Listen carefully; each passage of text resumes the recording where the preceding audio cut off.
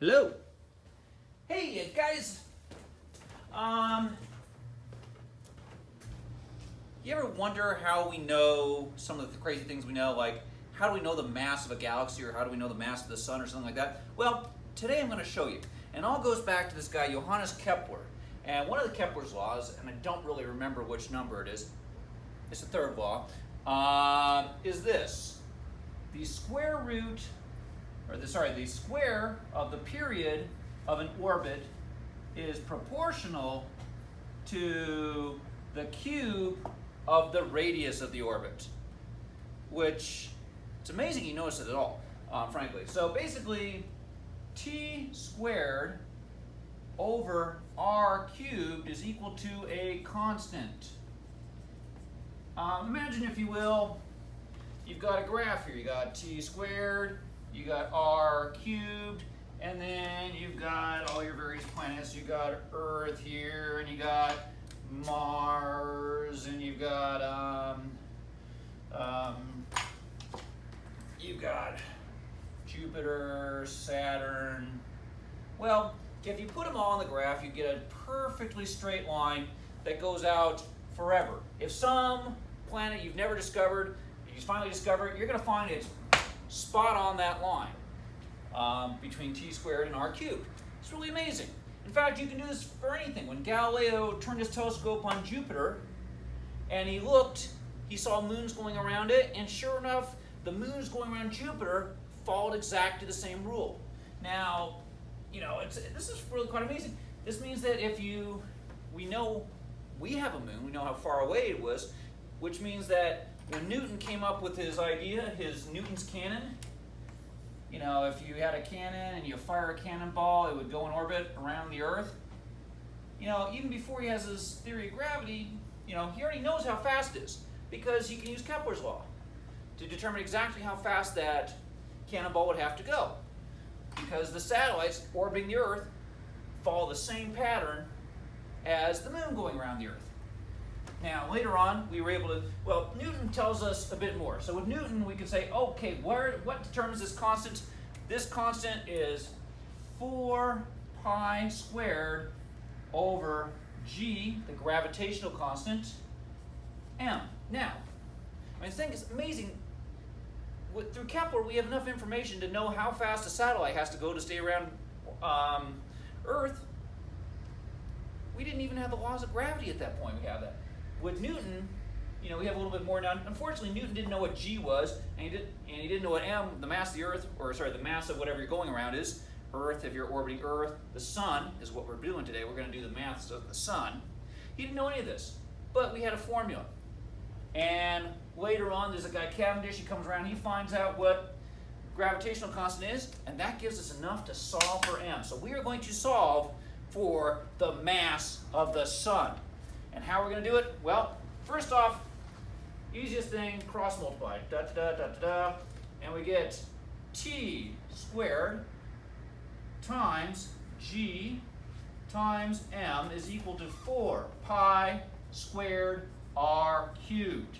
And what's t? T is a year, 365.24 days. G, the gravitational constant, thank you, Mr. Cavendish, is 6.674 times 10 to the negative 11, and m is what we're trying to find. For pi squared is 3.14 times 3.14, we get 9.8696 times the radius of our orbit around the sun is 149 million kilometers. Now, and that's all cubed, don't forget. Oh, good gravy, I forgot to put down the 365.24 is squared. Ooh, that would have been a bad mistake. Okay, now, before we go any further, our units are all wrong. Pretty much every unit, any calculation, you're going to have meters, not kilometers, and seconds, not days. So I got to make some quick conversions here. Now, this one's the easiest one. So I can just basically say, put a comma here, another 3 zeros, meters, okay? And with now with the days, that's a little bit more tricky because it's 365.24 times 24 hours times 60 minutes times 60 seconds, and we get a crazy long number. It's like 31 million seconds in a year. I'm just going to go straight ahead and put that in scientific notation because, face it, I think you all know how to calculate how many seconds are in a year. You just multiply. So actually, let's give ourselves a little more space.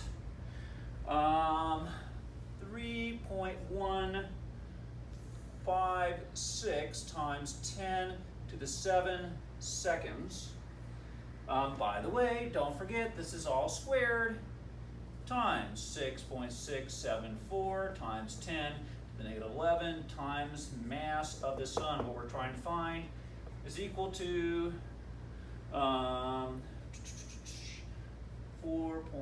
times 9.8696 times, putting this all in scientific notation, is 1.49, actually that's a 6 there, 96 times 10 to the 11th.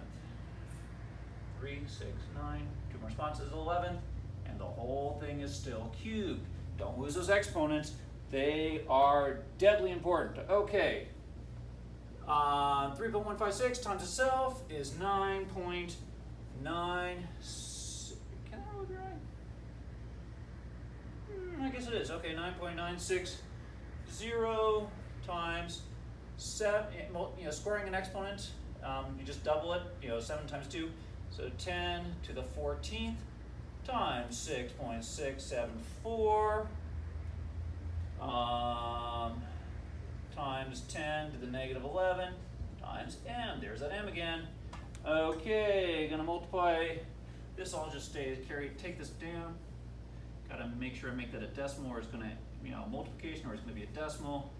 696 times 1.496 cubed is 3.348 times 10. 11 times 3 is 33. And we're going to multiply it all together. Whew. Okay. You multiply 9.960 and 6.674, and you end up with 66.443 times 14 minus 11, 10 to the 3rd. Okay? Times m. Don't lose m. That's what the whole thing's about, isn't it?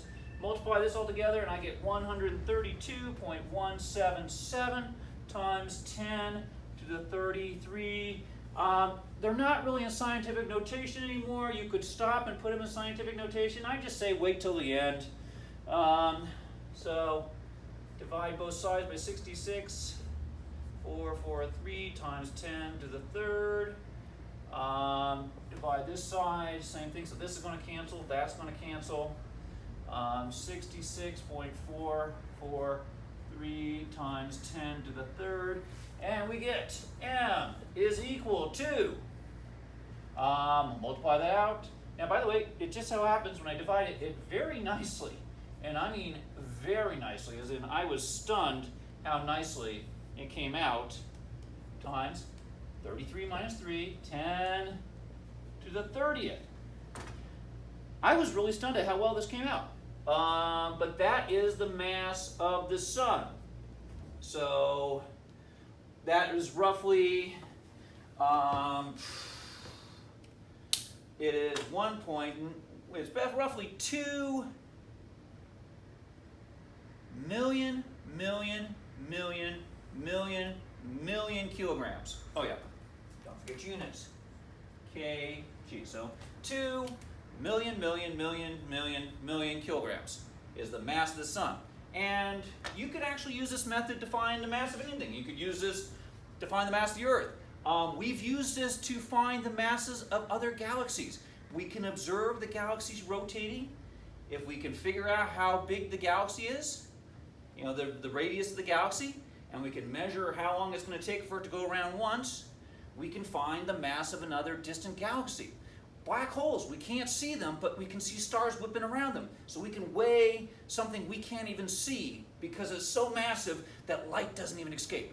And in fact, well, going back to galaxies, by observing the galaxy, we discovered that they were way more massive than could be explained by all the stars and black holes and stuff, and we realized, wow, there's something else there, which we call dark matter. That's how we discovered that dark matter exists initially, was that these things were rotating too fast. And since that was true, we discovered that the mass must be much, much bigger.